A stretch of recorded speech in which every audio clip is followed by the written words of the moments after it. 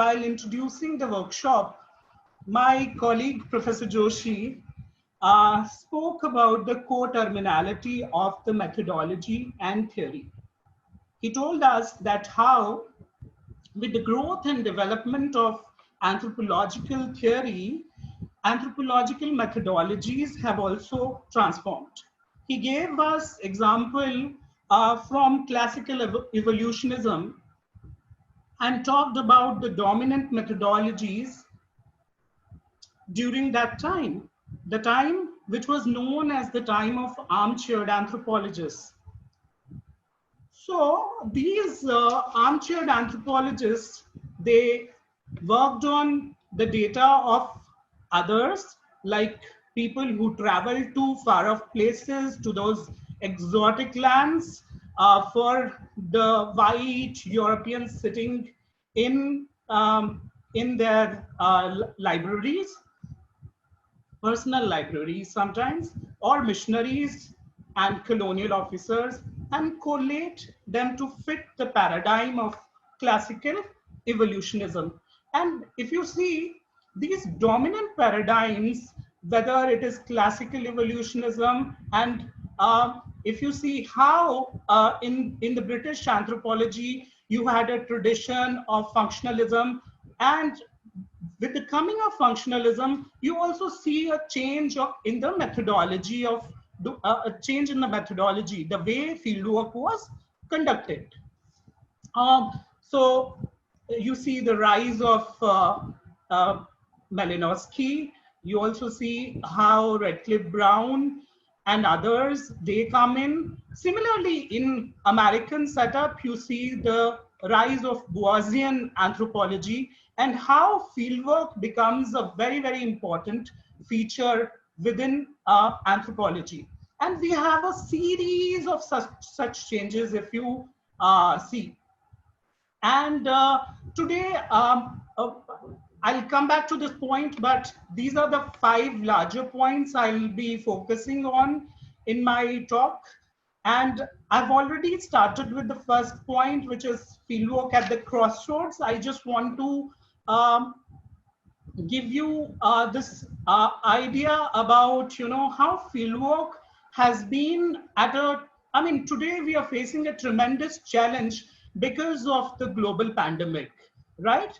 And these challenges are not new to anthropology. I've already talked about, how classical evolutionists and others, they were challenged by, they were dominant at one point, but how new set of challenges brought in new set of people.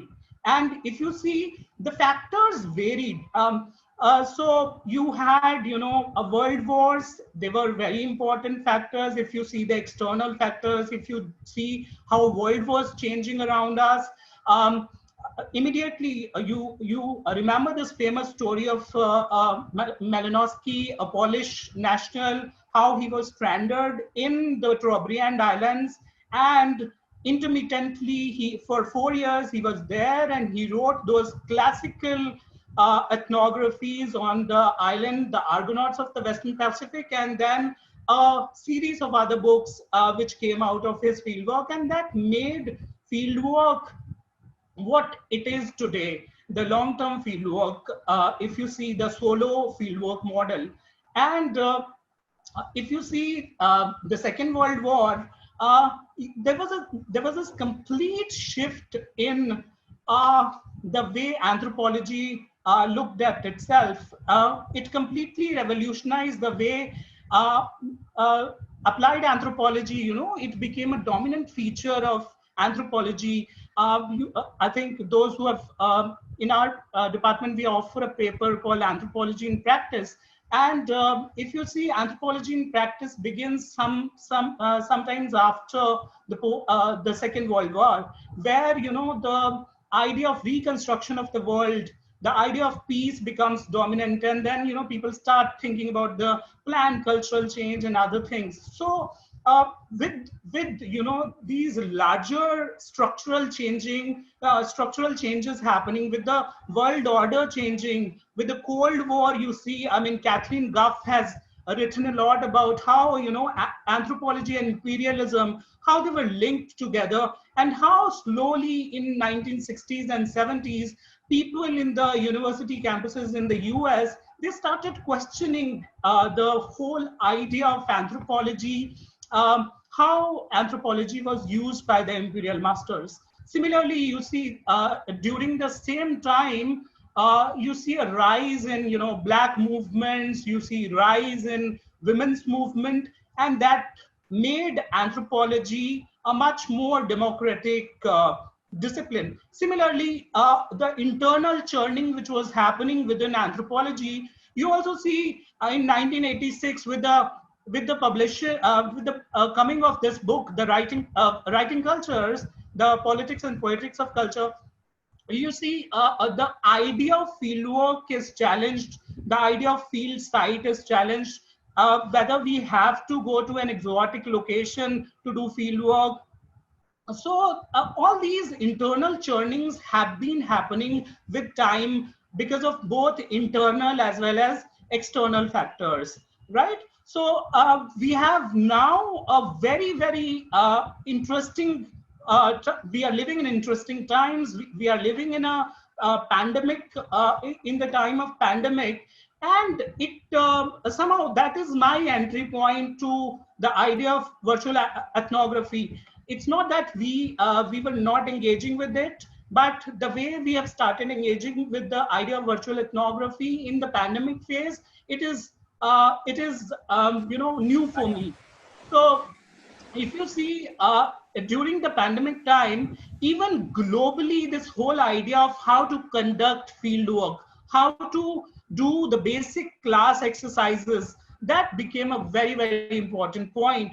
And those of you who are part of this email list called Anthropology Matters, you might have seen that in the beginning of March, there was this huge debate about the whole idea about how anthropology will survive in a state where you can't do fieldwork, because we keep on repeating to our students, we keep on telling them that, you know, anthropology is something which is a field science which cannot be done without fieldwork. And I'll share with you, I have already opened the files, and please let me know. This is the kind of, you know, resources uh, which came up uh, during the debate. So I just want to show you how, you know, this whole debate, when it began, the kind of resources it generated. So if you see, this is a collaborative exercise, and people have done it during the same time. So you have, you know, resources like, you know, photo and video elicitation, you have diaries, you have journals, you have doing online, you have you know, guidelines for doing online interviews, how to design questions, how to set up online interviews, and, you know, a lot of other things. Like, you know, there are a number of new things which these people globally, they were talking about. So you had autoethnography, you have duoethnography, you have netnoethnography, and, you know, a whole lot of digital resources which were shared by the you know, anthropologists across the world. And similarly, you know, how to do online ethnography, people shared the various resources, various references, from Height to Sarah Pink to, you know, people, all of them, they collaborated in this effort. And I'll go back to my presentation now. Here. So, yeah. So virtual ethnography and field, I'm already talking about fieldwork at Crossroads. I've talked about the critical events, how they are shaping the world. I have also talked a bit about the internal churning within visual. anthropology, right? Within anthropology. And now I want to start telling you a bit about um, what is visual ethnography. So if you see, virtual ethnography refers to an ethnographic research approach that is carried out in the online setting. That is, you actually carry out fieldwork on internet.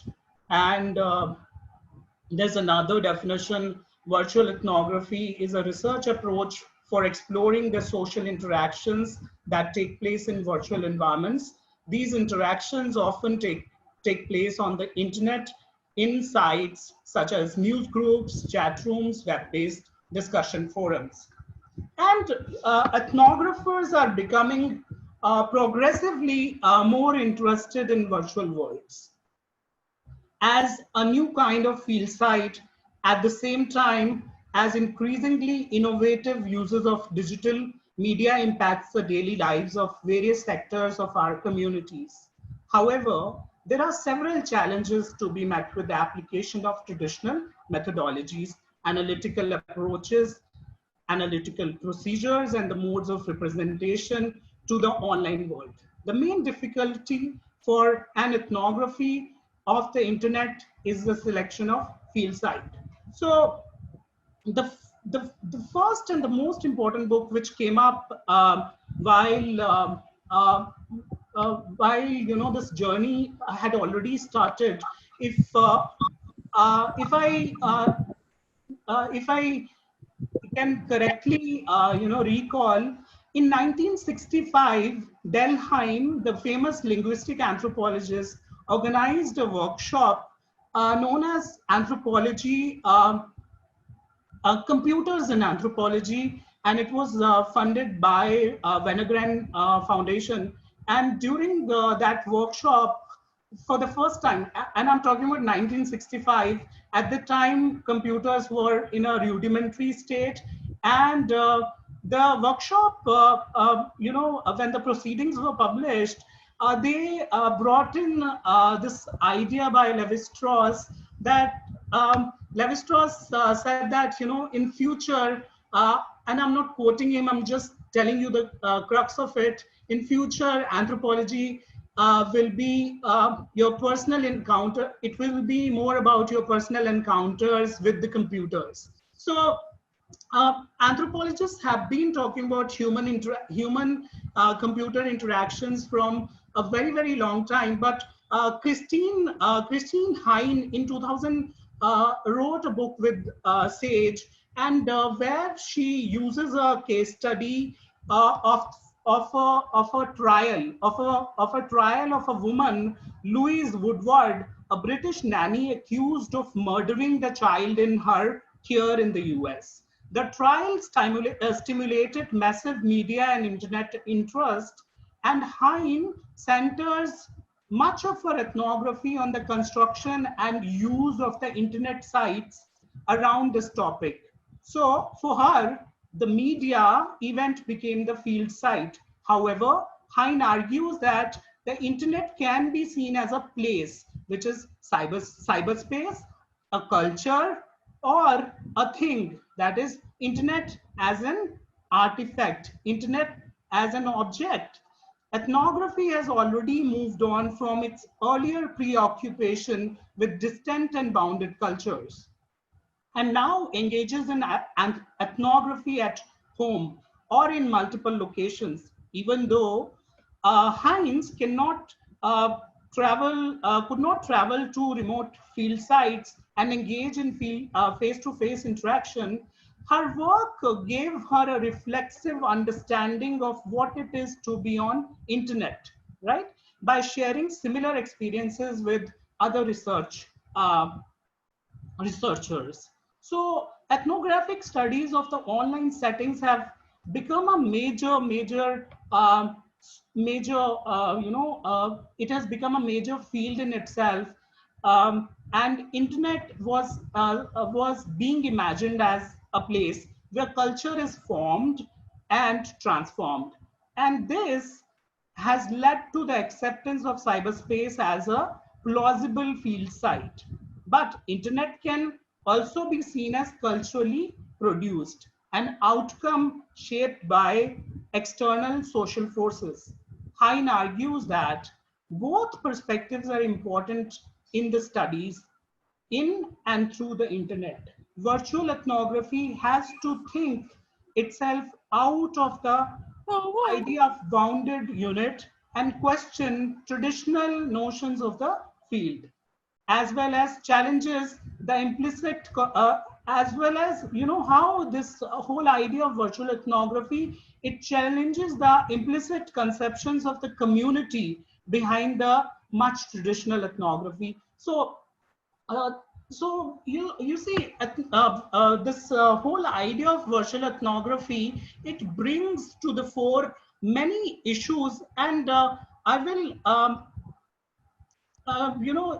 talk a bit about how internet today is both culture as well as artifact. But before that, I want to share um, how this whole revolution, this digital revolution, I was talking about 1965, and you had very basic computers.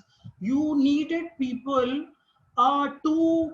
to work with these computers. People, if you remember, even in 90s and early 2000s, a lot of students would enroll in computer centers like aptech or NIIT, NIT, and a whole lot of local coaching institutes mushroomed because people wanted to learn how to use computers. So if you see, this whole journey has has uh, come to us in a very very pleasant surprise in form of smartphones. And today, if you see, smartphones are the most intelligent computers. We have smartphone. I mean, today a large percentage of people in the world, including Indians, every third Indian uses a smartphone today. So the journey has been tremendous. The digital revolution, from computer to you see laptops to tablets, and you have now the whole set of things, which are shaping our lives, which have become so much part of our lives that we do not even sometimes try and dissociate from them. And what has happened during this digital revolution is we have also humanized the technology. So just imagine how these computers. I've heard about how in the Department of Anthropology, first computer uh, was came out of a project of Dr. Kalla, and that computer was kept for it was a very very pride possession, and also it was taken a very good care was taken of this computer in 1990s. But today you see, technology has completely revolutionized the way we intersect with the whole idea of computers and this information flow which is there on the internet. And it certainly has a lot of impacts on both the sociological and anthropological basic conceptions of society and culture. So I will just give you a few examples that how today the digital revolution has completely, changed our way, our lives. Today, if you see, I, I don't know, there are 345, 346 participants today. I'm sure every one of you know about Amazon. You might have used Amazon, and how this whole journey from traditional kirana stores to from traditional bookstores to Amazon has taken place. Today, we during the time of pandemic, we are even buying our groceries from these online stores, right? Similarly, if you see banking and finance, they have undergone a tremendous change. Today, we do internet, internet transactions. We use e-wallets such as Paytm, and it has just see how life has changed with the coming of this kind of technology. Um, Sometimes just because this whole revolution has happened so gradually that we do not realize that how all this has changed our own culture, our own social relationships with the others. Similarly, if you see travel industry, the idea of these websites like Make My Trip, and also just imagine how the idea of Oyo rooms and Airbnbs, they have completely changed the way hotel industry was earlier supposed to be. So this is what I was talking about. I won't go into the details. I was talking about critical events, and then I was talking about the definitions. I think this is internet as this particular session is about internet as an artifact and culture. And then I talked about digital revolution, and you can see on a fingertip you have this revolution happening. You have a laptop, you have emails, and everything is there. I was talking about economy, and that was the slide I wanted to show you: marketplace and banking and travel industry. And I was here, and I just wanted you to see the image. And this image will remind you all of something which we recently witnessed during the time of pandemic. This image will refresh your memories of living in these strange times. So I was talking about how today, social media and this whole idea of personalization due to AI. You may visit a particular website, once, but this website will not leave you just because you have visited them. Now they have the artificial intelligence knows that you visit them regularly, and they'll keep chasing you. And that is the world we are today living in. So economy, polity, and I'm talking about the major social institutions, how today religion has also, and not today actually, I think it's been several years now, we know of, online pujas and online artis and online service. And you have these online discourses today. You see almost all the religious gurus or anybody who is interested in religion today, they know that how certain people are making their presence felt through social media. They are everywhere. They are using every platform the way we are using. So not even a single aspect has you see, I think those of you who use it, they will understand what it is. And today you have dating apps. There were times when people used to write love letters, and you have seen in those old movies how things were. You have online matchmaking, and I don't have to explain all that to you. You already had, .coms, shadi.coms, and you had these online portals where everything was happening. Today, even marriage ceremonies are happening online, right?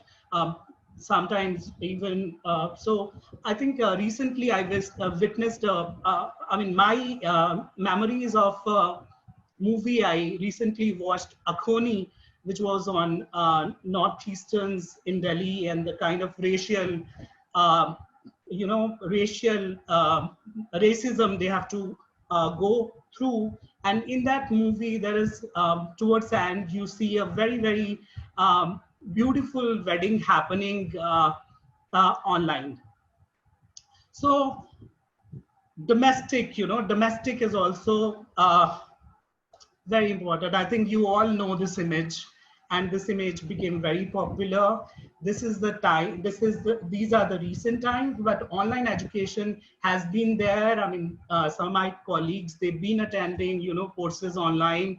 But today, I think due to pandemic, there is this whole shift in the idea of how, and this has become a debate. And I think today's webinar, today's what we are doing for last 3-4 months. I mean, the way we are at the Department of Anthropology, we've been engaging with our own realities, whether these are online classes, whether these are now the series of webinars. I think it is an example of how we are changing, how the world is changing so fast around us, and how this is also changing the relationships. As anthropologists, you see, all the anthropological theory, all social anthropology is based on the idea of how humans, they relate to other humans, how human relationships, they have been changing. So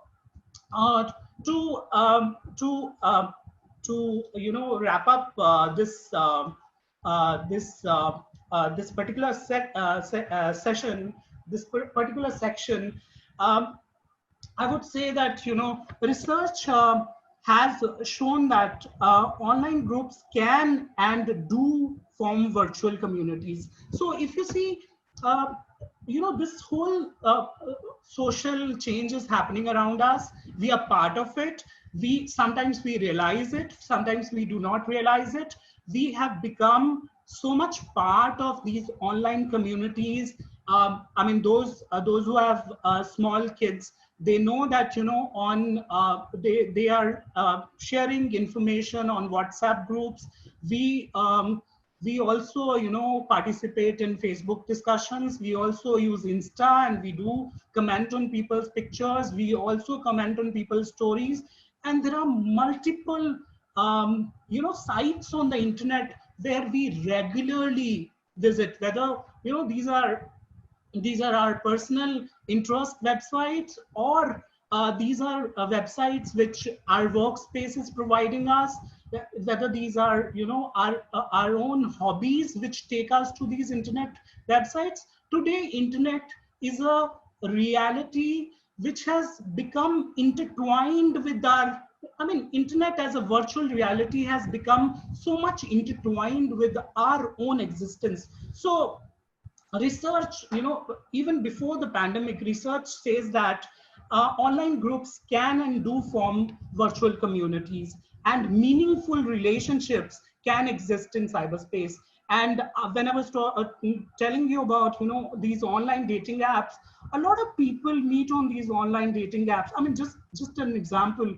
And they sometimes decide to spend their lives together. So that is the kind of intervention today these online medias have in our lives. And this has opened up the field of qualitative researchers in the field of anthropology, cultural and media study, and also sociology. So if so much is happening on these websites, if so much is happening on these apps, then why is it that we are shying away from using these sites as sites where qualitative research, quantitative research can happen? I mean, the social scientific research can happen on these websites. Um, so ethnographic studies, I'll today focus only on ethnographic studies. Ethnographic studies, however, have a particular interest in daily lived experiential interaction with an interpretation of technology, right? Many of those studies that call themselves ethnographic are partially so, but others are nevertheless long-term, engaged in real-time discussion, and use other mediums of communication such as email and face-to-face interviews to study online communities and culture. However, we've been warned by researchers against separating the online and offline too distinctly. And that is what I was referring to. Today, our lives are intertwined. Today, we cannot distinguish between the offline worlds and the online worlds. A broader perspective sees the internet as a socially shaped in development, use, meaning, and interpretations. This involves analysis of its history and development and how it has been represented and understood by different groups. So the internet is inherently social and explore not only the impact of the designers of this internet, but also the users. So these spaces are created both by the designers of internet as well as the users. So you might have seen in last few years how features have changed on the Facebook. You might have seen a new emoticon emerging during the pandemic, an emoticon which represents care. You see, this emoticon on screen whenever you try and like someone. So apart from like, there are several other emoticons which you can use. So these kind of feedback is not inbuilt into the system, but it is based on a lot of research which is carried out by anthropologists, designers, a team of people who work for Facebook. And similarly, you might have seen, how various apps, for example, I was talking to this friend of mine who's based in Bangalore, and she worked with a Kenyan organization, a banking organization, to develop an app. And she was telling me that it was during the time of Ebola that this work was given to them, and they could not travel to Kenya. And to design this particular app, they had to depend on digital ethnography. They had to depend on depend on the online participants. Excuse me, sir. Yeah. Sir, I'm very sorry to interrupt you, but are you using the same PPT or are you changing it? No, I am not changing it. Okay, sir, because I'll wrap up this section and then I'll change the PPT. Okay, sir. Okay, thank you so much. That's okay. So the problem is that both the producers and users are broad categories. And of course, users also produce web pages, news groups, and so on. A computer construction company can be, at one point, anthropologists would do fieldwork in a computer construction company, and they also worked on the cyber space. So the range of the kind of ethnographic fieldwork which has been done in computer mediated environment, its range is very large. So on the one hand, you are studying the production of this whole idea of internet and how it is changing, as well as you are also studying how it is affecting the relationship of the people with the internet. Not only the relationship of an individual with the internet, but also how individuals, the interrelationship between the individuals are changing due to the technology, right? So there are actually a number of areas which digital ethnography is hinting at, and I will, I will discuss a bit about, maybe even during the time of our discussion, we can, talk about those. So what kind of, are we using some special methods? Are we using something which was not there? How we are adapting to these newer challenges which internet and the lives we live today is throwing at us as anthropologists, of course. So anthropology has not remained isolated to these changes, and we have been part of this whole revolution, and anthropology as a discipline itself is changing with the changing times. So there were times when anthropologists would publish their research findings uh, in in in form of books and journal articles. But today, if you see, with the coming of blogs, a number of people are publishing their research in form of blogs, and these blogs are some of the very famous. If you remember, there are blogs like Savage Minds. Um, there is Culture Matters. There are several blogs which are known internationally among the community of anthropologists, and these blogs are cited and these blogs are talked about. Similarly, we also in the department, we also tried capturing what our students are, how they are interacting with the field sites. So 2 years back, we also had an experiment with blogging. And if you go to our website, you'll see our students have created a blog on fieldwork. Similarly, in urban anthropology class, we created a blog with two batches of students. So you see, digital impacts we have seen in anthropology, and you have seen how visual anthropology today has become such an important feature of anthropology departments. We also have a visual anthropology laboratory, and you might have seen during the time of pandemic, it has become very active. But believe me, Dr. Avitoli and her team, they've been working on visual anthropology for quite some time now. And if you see the archives, you'll find that the students, they've been doing these short documentaries, these short ethnographic visual films, and those are available on our website. Uh, Today, if you see multimedia enhanced journals, you see we are living in the age of digital, digital times, and today all our journals have also, gone online. You have digital libraries. Delhi University has a huge digital library. Um, uh, Today, we can access it from our home. And that is what has happened.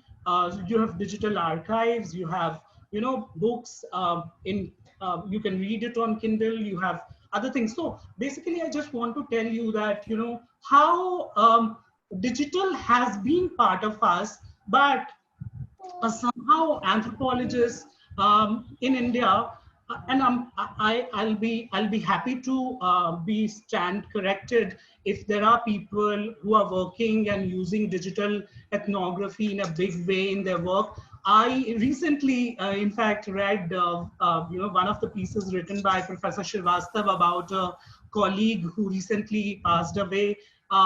And in that piece, he has used digital virtual ethnography in a very, very interesting manner. He had,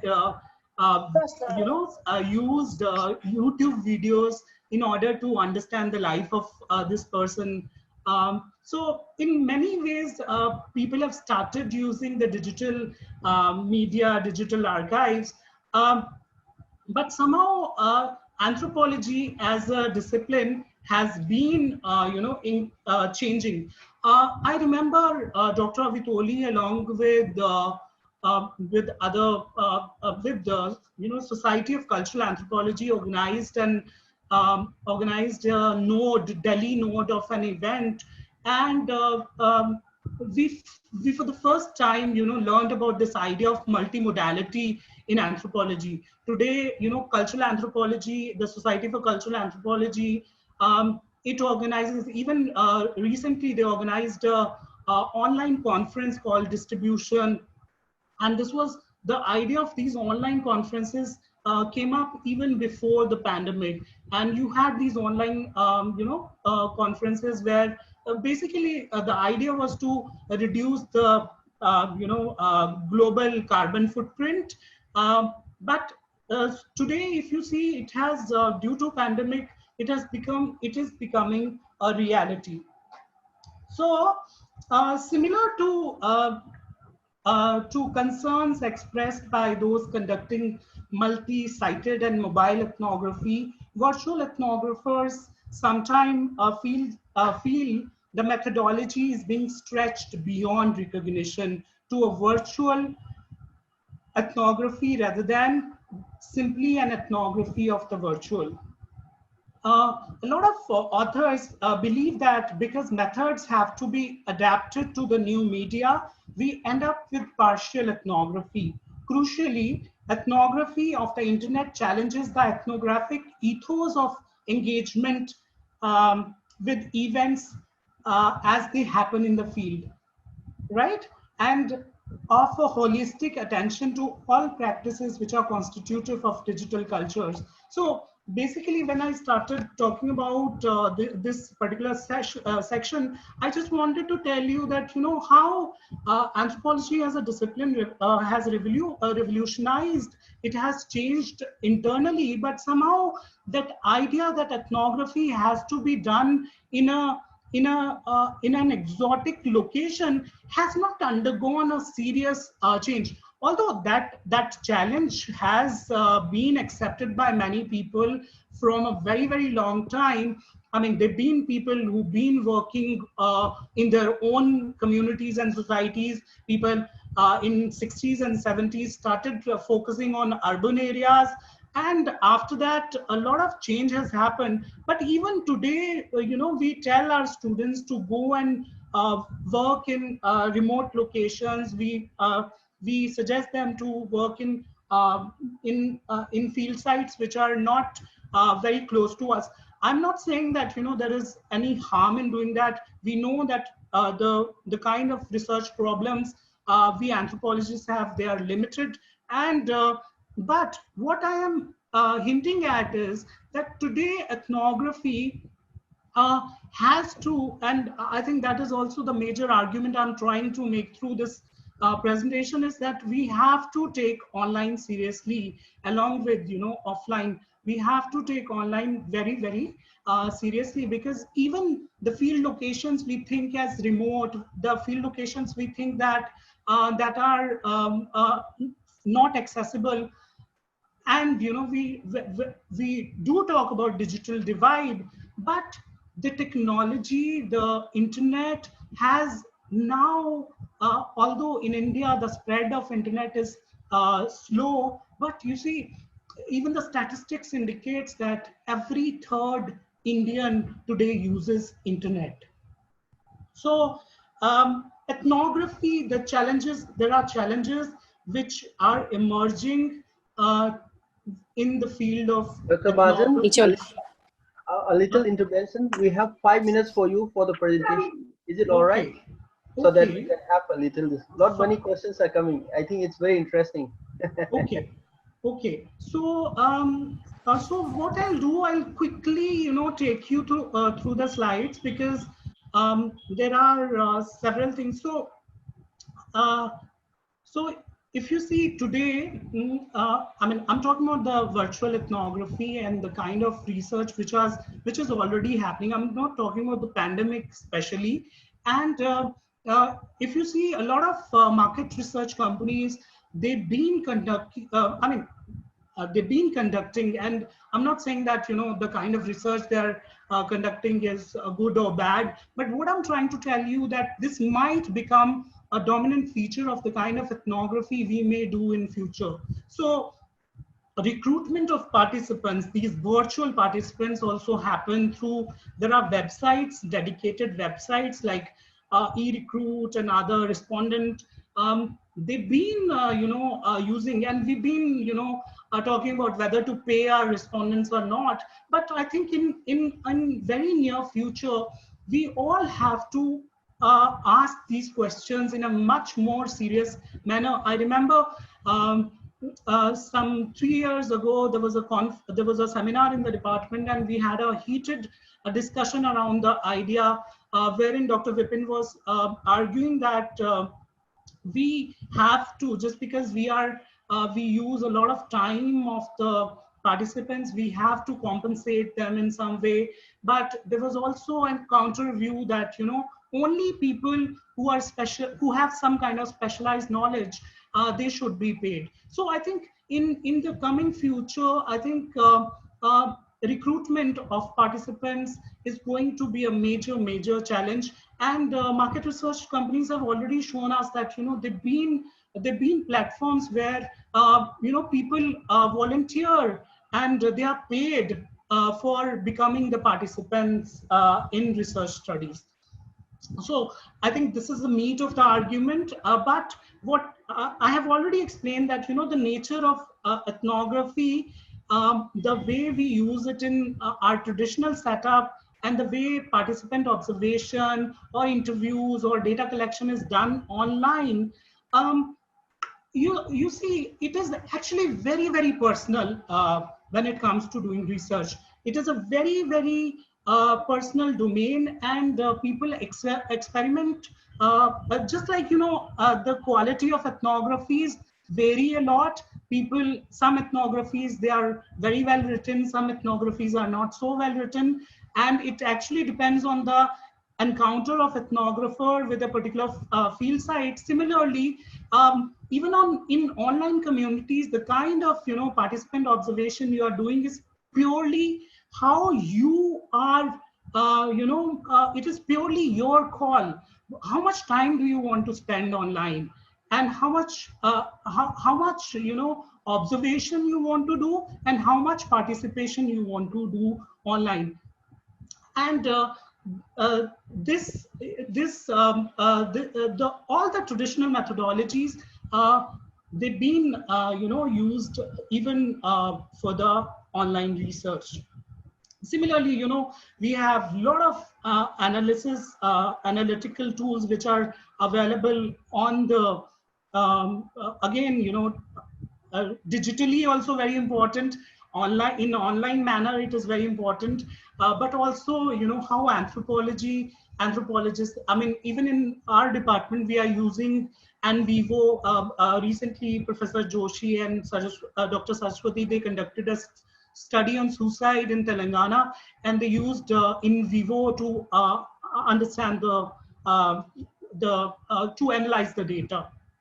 So yeah, so I think that's my last point. What I'm and I've already argued that, you know, today, in today's world, virtual ethnography has become a major approach within ethnography, and we have to use both the online and offline modes to capture the reality. Because if you see, the world around us has changed a lot. The way technology impacts us today is tremendous, and we have to combine both online as well as, so we have to really go beyond, you know, these dichotomies, whether these dichotomies are of real and virtual, fixed site. Remember going to a village and conducting the fieldwork there, to multi-sited ethnographies, and from textual to visual. I mean, a representation, how we represent our data today, how what we produce as ethnographers, it has to be both textual, it has to be visual, and I'll add, it has to be multimodal if we really want to make any if we really want to see how world is changing around us. So thank you very much.